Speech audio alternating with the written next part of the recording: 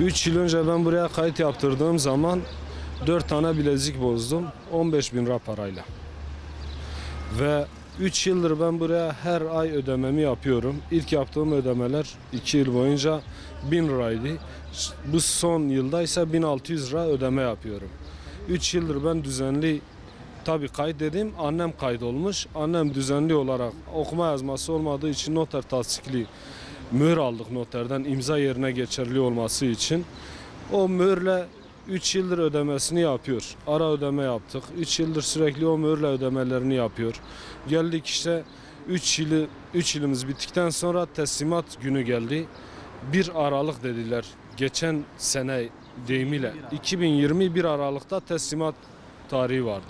2021 Aralık gelince bu sefer dedik işte teslimat gününüz. Dediler tamam, merkeze bildirmişiz, size döneceğiz.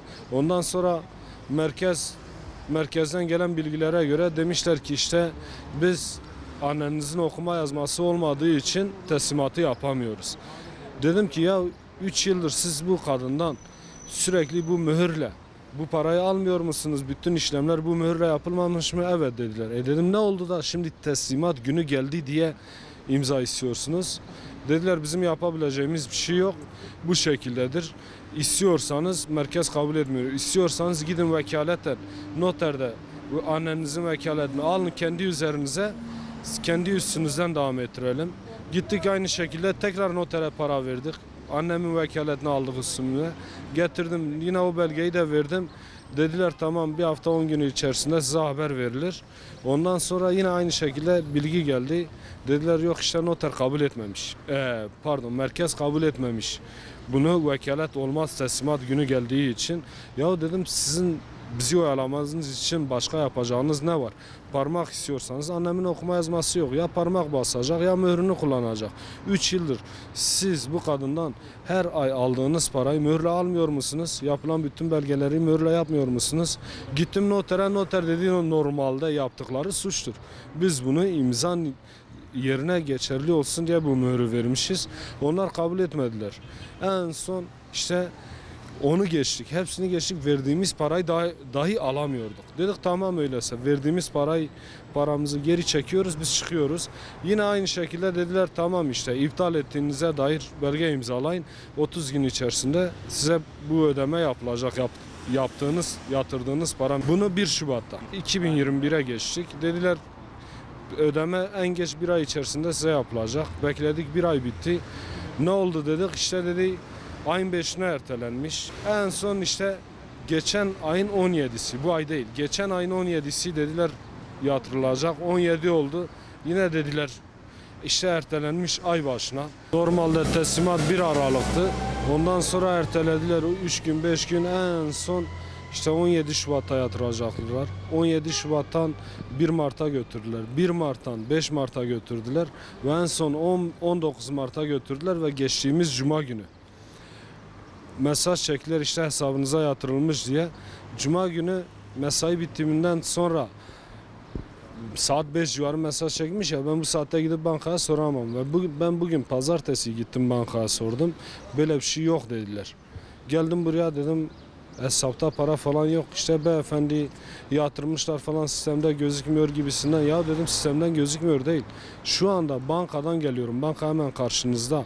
Banka diyor ki yatırılmamış. Yatırıldığı gibi gösterilir. Dedi işte merkez bana böyle demiş. Dedim sen çektiğin mesaj burada. Öyleyse merkez sana yalan atıyor, sen de bana yalan atıyorsun. Yok diyor sen bana niye böyle diyorsun. Dedim bak işte bu mesaj senin değil mi okudu? Dedim cuma gününe ait diye evet. Dedim para yatırılmış diye evet. Dedim hani o zaman para yatırılmamış demek ki yalan. Merkezin attığı yalana sen de ortak olarak bana yalan attın. Ondan sonra kalktım dedim medyayı arayacağım. Sizi aradım. Öğle mesaisi başlamıştı zaten. Saat 12.30 gibi sizi aradım. Saat 1'i 31 mi 32 mi geçe sizin geleceğinizi duyduğu için dedi beyefendi gidip karşıda paranızı çekebilirsiniz. Paramı yatırdı. Ben mağdur oldum. Başkaları mağdur olmasın. Benim 3 yıldır yatırdığım paradan 4.000 lira kesinti yaparak yatırdılar ki ben onu da helal etmiyorum. Beni mağdur ettiler. Başkalarının mağdur olmaması için yetkililerin gerekeni yapmasını diliyorum. İstiyorum ki başka mağduriyetler de yaşanmasın. Ben bunların vereceği güne dayanarak, onların sözüne güvenerek, teslimat gününe dayanarak gittim bir araç aldım. O araçtan teslimat günü ödeme yapamadığım için baktım bunlardan para gelmeyince beni mağdur edecekleri için götürdüm o aracı 125 bin liraya aldığım aracı götürdüm 115 bin liraya verdim. O araçtan 10 bin lira zarar ettim. Aynı şekilde araç sahibi de bunlar yüzünden mağdur oldu. Çünkü sürekli erteleniyordu. O da aynı şekilde benden beklenti içerisinde ödeme yapmam gerekir. Bunlara dayanarak ben de diyordum falan gün aracı işte parayı getirip sana vereceğim. Adam da diyordu tamam, bekliyordu sağ olsun. O da benim yüzümden başkalarına belki ödemesi vardı. Bunlar yüzünden o da mağdur oluyordu. Ve o araçtan sonuç olarak 10 bin lira ben zararla o aracı verdim. Götürdüm o altınları da ilk aldığım altınlar ortalama ilk bozduğum altınlar teminat diye yatırdığım altınlar 44 bin lira. Bugün gidip o 4 tane bileziği alsam 44 bin lira. O gün 15 bin lira bozduğum altın bugün 44 bin lira. Ve o ortalama 30 bin lira oradan altınla hesapladığımız zaman 4 bin lira da benden bugün kesinti yaptılar. Benim yatırdığım paradan işte o para onlara yük olmuş. Benim için onu muhafaza etmişler. Artık faize mi vermişler ne şekilde yapmışlarsa. Sözde dedik İslami hassasiyetlere göre yaşayan bir kurumdur. Biz de faize bulaşmadan kendimize bir ev alalım dedik.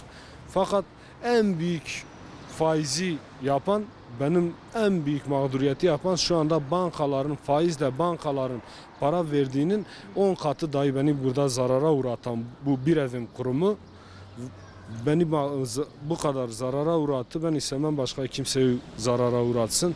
Ve bundan dolayı müdür beyle de görüştük. Müdür de diyor ki işte annenizin imzası yoktuysa parmak bassaydı. Dedim müdür bey sizin az önceki eleman dedi geçersizdir parmak. Ha diyor bilmiyorum müdürün bile bilgisi yok. Yani işin açıkçası 9 ayda bir burada personel değiştiriyorlar. Bir önceki kayıtlar ödeme zamanı geldiği zaman diyorlar ki işte bizden önceki personeller size demiş. Öyle bir şey yok. Personele mal ediyorlar. Kendilerine geldiği zaman da işte merkeze mal ediyorlar. İşin açıkçası bunlar şu anda dolandırıcılık adı üzerinde milleti söğüşlüyorlar, milleti soyuyorlar. Devlet etkilerinin gerekenini yapmasını istiyorum. Ben mağdur oldum, başkaları mağdur olmasın. Benim 3 yıl önce yatırdığım para, şu anda ben o paranın normal hesaba uğrarsak ben o paranın 3 yıl önce yatırdığım kendi paramın %20'sini ancak alabilmişim o hesaba göre.